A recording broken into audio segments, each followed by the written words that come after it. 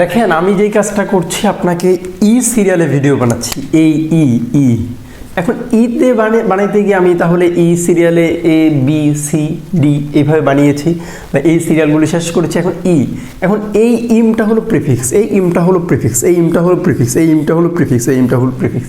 এখন দেখেন সাধারণত আমরা যখন বাংলা ব্যাকরণ পড়েছি কিংবা বাংলা ব্যাকরণ পড়িয়েছি তখন আমরা পড়িয়েছি যে শব্দকে উৎসগত দিক থেকে দুই ভাগে ভাগ করা যায়, মৌলিক শব্দ, সাধিত শব্দ কিংবা ব্যবহার অর্থগত দিক থেকে তো শব্দকে তিন ভাগে ভাগ করা যায়, যৌগিক, রূঢ় বা রূঢ়, যোগ রূঢ়। এখন কথা হলো এখন এই যে ভাগটা কিংবা উৎসগত দিক থেকে 5 বা 4 প্রকারের যে ভাগটা, এই কথাগুলি বলার কারণ হলো আপনি দেখেন এই ইম প্রিফিক্সটা না ধরে আপনি যখন এই পরবর্তী শব্দটা দিকে আঁকাবেন, দেখেন এটা একটা এটা একটা মাদ্দা, এটা একটা রুট, এই পাথটা একটা রুট, এই বডিটা একটা রুট, এই ইমবার্ট, এই বারটা এইভাবেও লেখা, আরও অনেকভাবে এইগুলো নিয়ে ব্যাখ্যা করছি।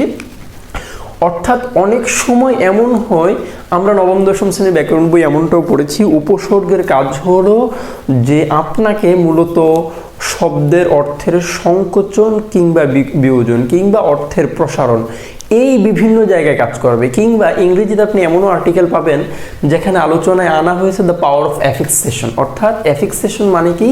অ্যাফিক্সেশন মানে হলো প্রিফিক্স এবং সাফিক্সের পাওয়ারটা, যার মাধ্যমে আপনি সাধারণত বুঝতে পারেন আপনি কিভাবে পড়বেন কিংবা আপনার শব্দে কি ধরনের পরিবর্তন আসতে পারে। এটা ঠিক তেমনি আপনি যখন ইম্পেরিক্যাল পড়বেন, এইখান থেকে একটা শব্দ বানাইতে পারেন আপনি পাইরেট, এখন কিংবা পাইরেসি।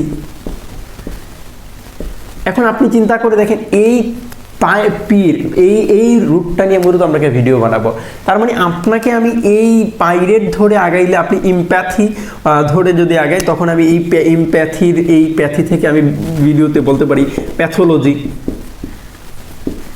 কিংবা অ্যাপ্যাথি, এই জাতীয় ভিডিও আছে। অর্থাৎ কথা হলো আপনি এখন ইমবডি থেকে বলতে পারেন এই বডি মানে কি শেপ বা এই একটা অবস্থান।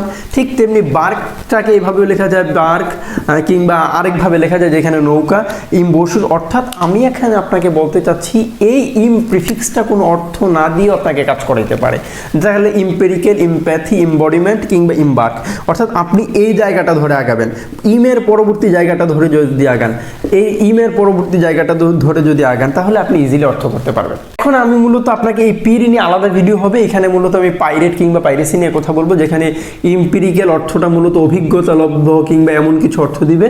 আর তারপরে ইমপ্যাথি মানে প্যাথ মানে কি? প্যাথ মানে ব্যথা, যেমন প্যাথোলজি, যে ডাক্তার ব্যথা সম্পর্কিত অভিজ্ঞতা। অ্যাপ্যাথি, এই সিরিয়ালে ভিডিওতে বলেছি যে এ মানে হলো আর নট অর্থ, যেমন atheist, those who are not believe in god, তার মানে তাদেরকে আমি বলছি অ্যাথিস্ট। তার মানে এই অ্যাপ্যাথি মানে যার মধ্যে ব্যথা নাই, ইমপ্যাথি মানে তখন এই ব্যথার সাথে সম্পৃক্ত কোনো অর্থ দিবে। তাহলে ইমপ্যাথি মানে কি? সহানুভূতি, এটাও এক প্রকার ব্যথা। আপনার মানুষের প্রতি, মানুষের আর্তনাদের প্রতি আপনার যে অনুভূতি, সহানুভূতি, এটা আপনি বডি মানে শেপ। এখন ইমবডিমেন্ট মানে কি? তখন ইমবডিমেন্ট অর্থ কি? তখন এটা অর্থ দিয়েছে মূর্ত প্রকাশ।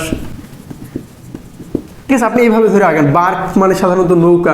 এখন একটা নৌকা কিংবা এই বার্ক দুইভাবে লেখা যায়। দেখেন এখানে একটা সি আর একটা হলো কি। আপনি সাধারণত সি পড়তে গিয়ে আপনি সি এর মধ্যে দুই ধরনের চয়ের উচ্চারণও করেন, আবার কয়ের উচ্চারণ করেন। ঠিক তেমনি ইংরেজিদের মধ্যে দেখেন বার্ক বানানটা দুইভাবে লেখা যায়, অর্থাৎ সি দিয়েও লিখেছে, কে দিয়েও লিখেছে। আমরা মূলত আজকে এই জিনিসটা নিয়ে আলোচনা করছি না। ইমবার্ক এবং ইমবার্ক, তার মানে একটা নৌকা স্টার্ট করবে কোথায় যাওয়ার জন্য, এইখান থেকে ইমবার্ক শব্দের অর্থ আরম্ভ করা। আপনি দেখেন একেবারে সাধারণত শব্দের মধ্যেই শব্দের ইতিহাসটা জড়িত। এখন ইমবসিউর, এখন এই ইমবসিউর শব্দটার মধ্যে যে আপনি যখন আগাবেন ক্লিয়ারনেট ইমবসিউর, তখন এটা আপনাকে বাঁশি অর্থ দেয় কিংবা বাঁশির নল অর্থ দেয়।